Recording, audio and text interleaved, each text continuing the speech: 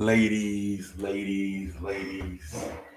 I am here tonight on the show. How's everybody doing? Um, so we're here to talk about more WWE stuff, man. Of course, man, with the sale coming up over the weekend, a bunch of candidates came out of who could buy WWE. Um, so you see, over the weekend, I came here and was it Saturday or Friday that Saudi Arabia could be involved in a deal.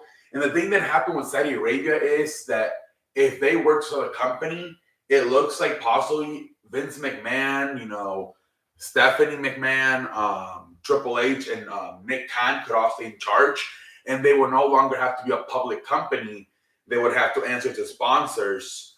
They would maybe possibly go back to being a private company, which could actually be good because then they don't have their hands as tied. They're not handcuffed. They would probably be more free to do more stuff. Maybe turn the company back to TV 14. So it could low key be a good sign if Saudi Arabia would buy the company. The problem, there's some problems, obviously. I'm not going to get into some of the problems because, but anyways, it's kind of like more, but anyways, it's like non-wrestling stuff. I'm not going to get into it. According to reports, articles I read. But the thing is, I think they would do a lot more shows overseas, whether it's Saudi Arabia or maybe like in England or something. So that's something we would probably get a bunch of more overseas shows. I think they would still do some shows here. I would maybe still stay here stationed in USA, back in Stamford, Connecticut. But they would probably have to do a lot more shows over there, possibly at least maybe every other year, maybe the WrestleMania over there. Who knows how much Saudi Arabia would like to be them? So obviously they would tell them, hey, we want you to come back. Obviously they own the company. But it looks like they could potentially leave the regime, maybe along with Vince McMahon, the regime of Vince McMahon, Stephanie, Triple H, and Nick Khan in place. If it were to be Saudi Arabia, plus no more having to answer to sponsors and all that stuff, maybe even shareholders. It would just be no sponsors, no shareholders. It would probably directly be just them directly owning the entire company. Without anybody else, they would 100% of the company. So that would be good because then they would go back to being a private company, which that would be really good. Obviously, there's more Fox, who right now has the TV deal with SmackDown. They could be in it. Comcast, who owns NBC Universal. They also own USA Network and Peacock, which right now, obviously, Monday Night Raw is on USA Network. And Peacock has the rights to all the premium live events, the pay-per-views, so they could be into play. Amazon could be into play. Obviously, they just got to deal with NFL Thursday Night Football, so they could try to do this to get more subscribers. Netflix, same thing, they could be in it. Same thing, just to try to get more subscribers. I heard, which one was it? Was it Netflix? I think they just they had a Hulu rights and they sold it to Disney, which they got paid, I believe, $9 billion. Obviously, that's more than enough to buy WWE, as WWE's expect to ask for somewhere between $5 to $7 billion. So obviously, that would be more than enough. Warner Bros., who currently has the contract on their TV station, TBS and TNT with AEW, All Elite Wrestling, they could be into it potentially. Warner Bros. And then also Endeavor, who owns the UFC.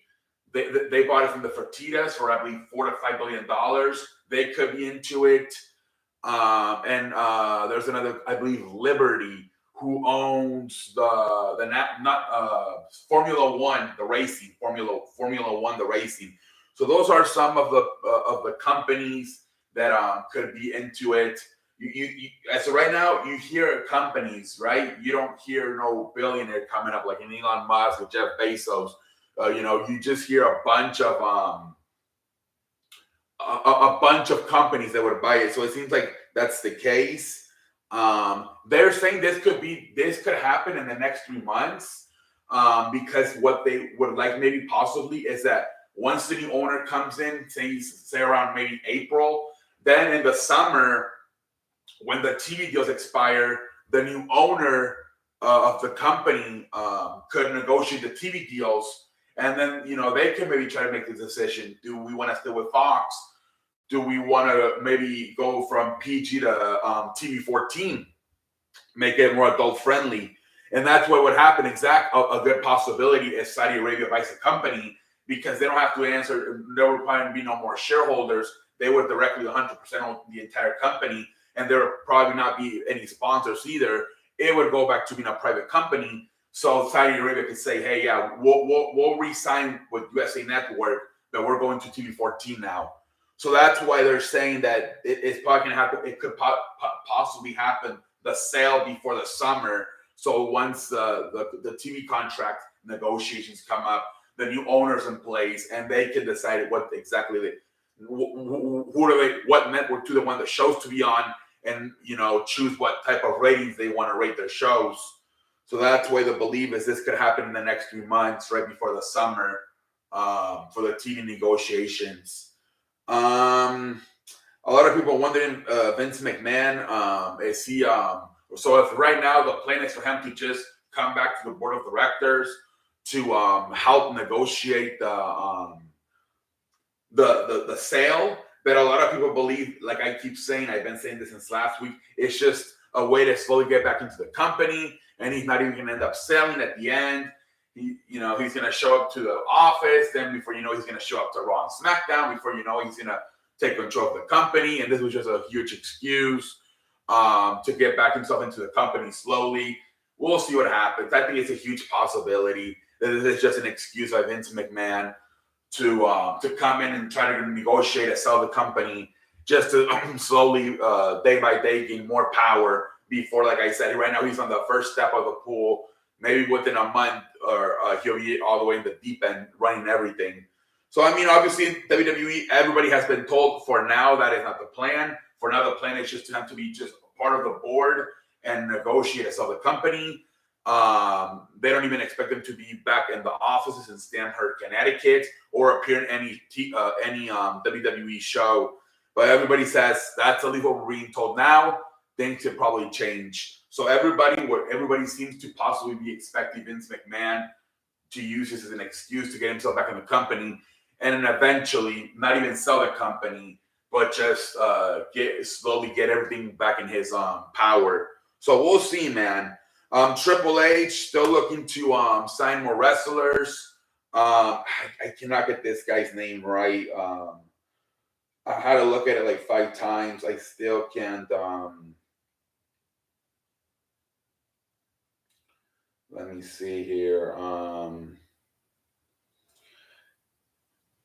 I cannot get this kid's name right to say my what is his name? Tama Tango.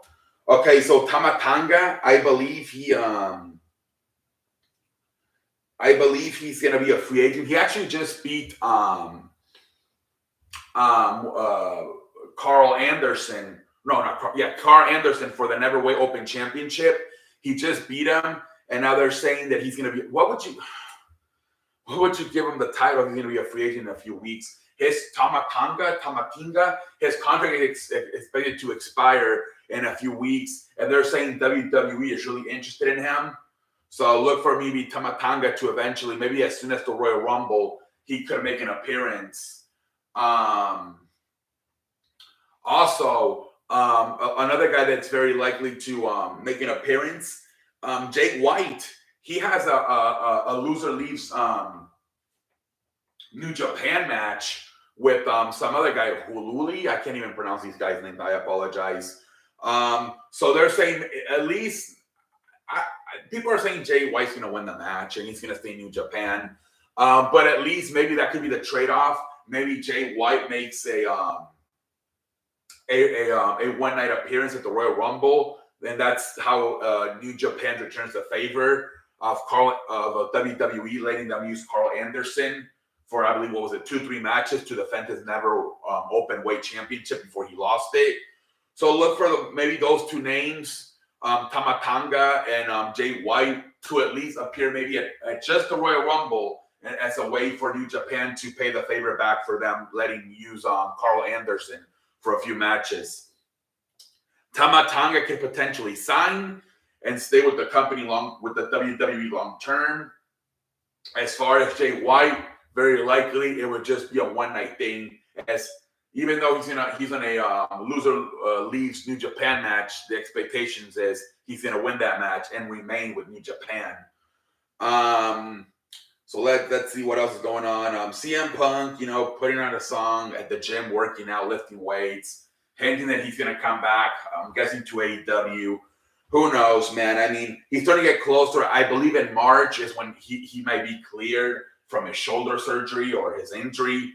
So you're gonna start seeing this thing ramp up again. Well, they haven't even stopped talking about it, right? It's been like since September. He's already gonna get cleared in March. So I mean, now it looks like he's starting to work out again, lifting weights.